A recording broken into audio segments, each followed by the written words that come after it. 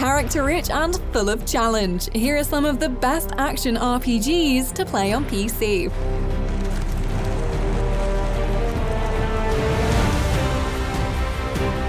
We all love a good RPG, creating our characters, exploring worlds, and getting absorbed by a story. But in between all that good stuff, there's something we love even more. Yes, dressing up a character is all well and good, but we want to see that perfectly formed person swinging an axe. We want to fight our way through a story. And the worlds are always more exciting when there's some danger lurking around every corner. Which is where the action RPG comes in. Our chance to have our character-rich cake and eat it too by cutting off a slice with a sword. There are so many great ones to pick from, so forgive us for trying to cram the varied genre into just 10, but these are some of our favorites. And if you want to hear more about games we love, make sure to subscribe to Logitech G and hit the notification bell so you never miss when another video lands. So now, in no particular order, are some of the best action RPGs to play on PC. This is incredible. What spirit commands this place? I have never seen anywhere like it. Once upon a time, we were excited for the chance to explore even one planet, to go to a sci-fi future and visit slightly varied terrain. But now, we're spoiled, and you know what? A single planet doesn't cut it anymore.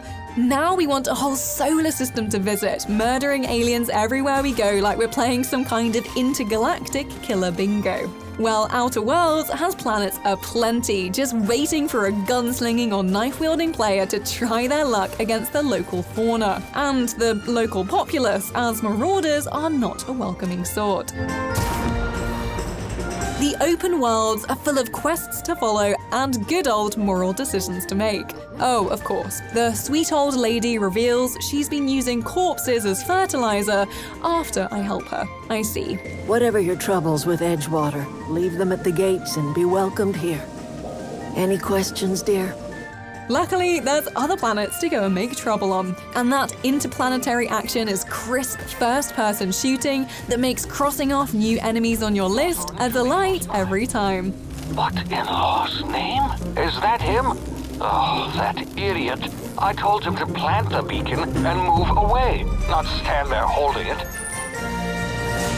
The world of Horizon Zero Dawn is a world like no other. Dangerous, beautiful, and drenched in lore. The way that Horizon Zero Dawn was able to arrive on the scene when we were already oversaturated with the sequels, prequels, and non-canonical spiritual predecessors of other, better-known franchises, and still fire a ropecaster straight around your heart remains impressive to this day. The wilds can be dangerous, Aloy. You will need to stay close and do as I say. And as the campaign takes you from sun-drenched settlements to snowy mountaintops, you might find yourself wondering if an apocalypse would really be that bad. Sure, it would mean death and destruction, but afterwards, we could all wear cool hats and live by a waterfall. So, you know. Horizon Zero Dawn is a beautiful oxymoron. You play as an outcast with so much to offer everyone, in a world both futuristic and primitive, often peaceful and dangerous. Take your bow. Now is the perfect time to play too, as the sequel Horizon Forbidden West is on the way and hopefully also has a PC port in its future. If you're gonna go sneaking away from home, you'll need to know how to survive in the wild. Come, Aloy. Home now. Starting tomorrow, you will learn to hunt. Dragon's Dogma. You rare and beautiful oddity, you. Probably more famous as a game people chastise you for not having played than for its own merits. Maybe it was just too ahead of its time when it first came out in 2012. That and too janky. Probably a bit of both. But it's not 2012, and you're not playing it on a PS3. Years have passed, Dragon's Dogma has become Dragon's Dogma Dark Arisen, the jank's been shaken off, and what remains is still one of the most compelling role-playing games around. And that's largely because it's so completely different. I am impressed. Oh, be damned!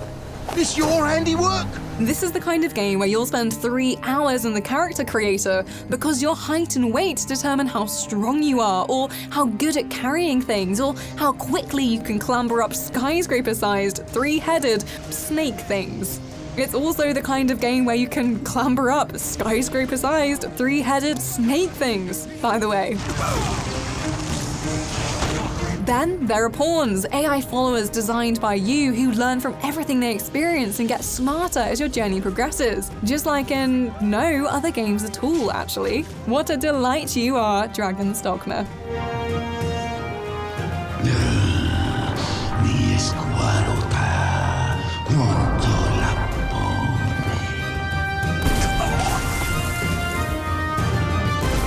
We're straight back in with another entry from Capcom, albeit a very different one.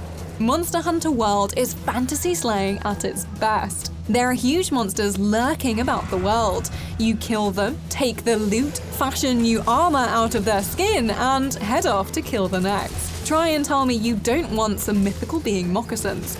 It's all about the action, with tons of weapons to pick from that you gradually master, fluid fights that require careful movement rather than mindless hacking, and varied monsters that require some research and strategy before you leap headfirst into 1v1 with a dinosaur. That's where the intricate crafting system comes in to prepare you for the next big fight. And I can't go on without quickly mentioning the absolute best part, in my very biased opinion, the adorable palicos. Who wouldn't want to bring their house cat to a dangerous fight? It just makes sense. But mainly, it's all about the thrilling action. They say sometimes you can't see the wood for the trees. And while that's clearly nonsense in the logging world, I think it's quite true of Dark Souls. Because so much has been made of the fact that, ooh, isn't it difficult, and aren't Ornstein and Smo absolute jerks, and seriously though, isn't it difficult, that we're in danger of missing the point. Dark Souls didn't change everything because it was hard. It changed everything because it dared to just place you in a world without telling you the first thing about it, and trusted you to figure everything out for yourself. We're both undead. Or perhaps we can help one another. 2011 was the age of press E to look at the set piece we spent ages on, so when From Software brought this out, it was like being transported to a parallel universe games industry. And the effect is that you can feel like you've earned everything on your own. The cuirass on your chest, the slightly bigger health bar, every inch of map you've explored, and every glimmer of plot in a surprisingly deep narrative. Combat is challenging, sure, because it demands you pay attention and actually block and counter, but we've had hard games for decades. Dark Souls is an all-timer for taking that old rule about writing to a new extreme. Show, don't tell. Well, don't stop now. Only one more.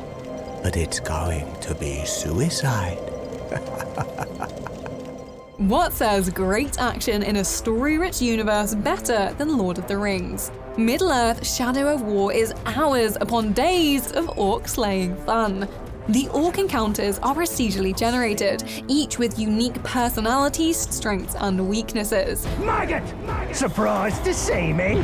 Or is this the face of the Uruk who will kill you? No! This is the face of the Uruk who will kill you! They even remember who you are, thanks to the Nemesis system. So if a grunt kills you, they might just become a captain to face later on. This makes the world feel alive and gives your badass action meaning beyond hacking through waves of drones. Although that is fun. The orcs even fight amongst themselves, so you'll find yourself more invested in the high school drama of petty revenge, gossipy bad-mouthing, and warring cliques than the main story. But that's merely a testament to how perfectly the story interweaves with the thrilling action. Stealthy rope walking, close quarters melee, and beast riding. However you imagined yourself conquering Mordor, you'll be able to pull it off in Shadow of War.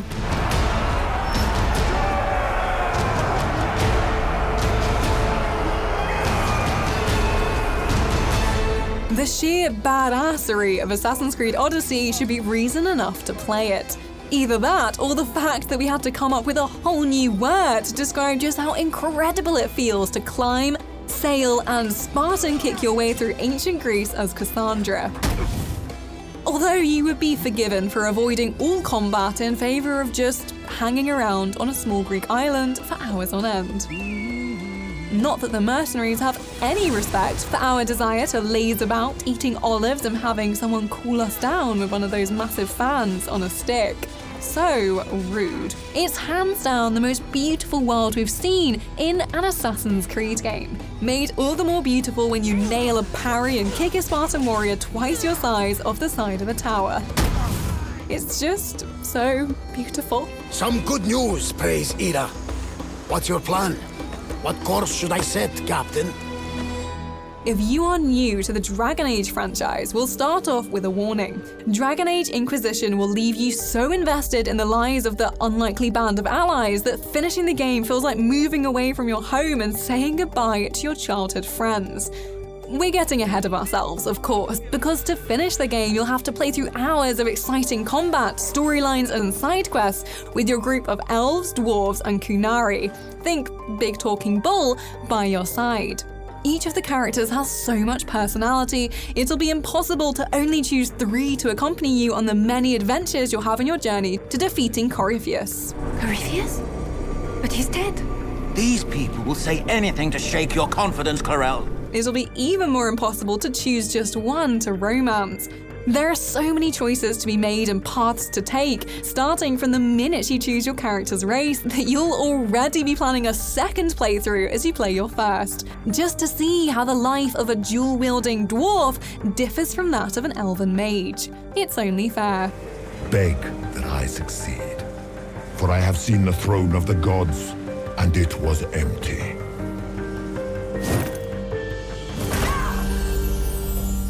If you've yet to venture into the world of The Witcher 3, to step into the weathered boots of Geralt and explore one of the most realised, enticing open worlds in gaming history, well, we could be jealous of you, but given that The Witcher 3 has so much to see and do that even on a 3rd or 4th playthrough you'll still be discovering new characters and side quests, we're just going to be excited for you. That's a lot nicer for everyone, isn't it? Hey, I think it worked. Exploring the world of The Witcher 3 is like diving headfirst into a twisted fairy tale. Of course, the games have Andrzej Sapkowski's books to thank for that, but The Witcher 3 takes the strange tales of its source material and asks you to make its narrative choices yourself. To make definitive decisions about morally grey issues and to decide the fate of characters who may have done wrong, but for good reason. Let's just say we're glad to have Gwent to take our mind off some of the impossible choices we've had to make in the side quests alone. A moment, Witcher. You strike me as a man of the world. Are you familiar with Gwent? No, and I don't have time to learn. But the rules are quite simple. Come, let's play. Why not? Splendid! Here's how it's done. The inclusion of Skyrim on this list will come as a surprise to literally no one. But you can't have a list of the best RPGs and not include an Elder Scrolls game. That's like having a list of the best ice cream flavors and not including mint choc chip. Unthinkable. We got rooms and food. Drink, too. I cook. Ain't much else to tell. In Skyrim, you can be whoever you want to be, go wherever you want to go, and pickpocket whoever you want to pickpocket. I didn't say it would be successful, but you can always give it a good go. You have committed crimes against Skyrim and her people. What say you in your defense? It may not be the most polished game on this list, but that just makes us love it more.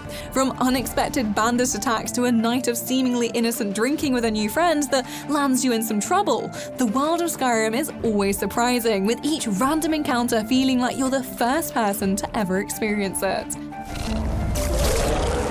Skyrim manages to make each and every adventure feel like yours and yours alone. We went out for a moonlight hunt. We got separated, and in his drunken state, my brother mistook me for a deer. So, those are some of the best action RPGs you can play on PC. Let us know what yours are in the comments below, and if you enjoyed, please give this video a like. For more videos all about every genre of game, subscribe to Logitech G, and hit the notification bell so you never miss when another video lands.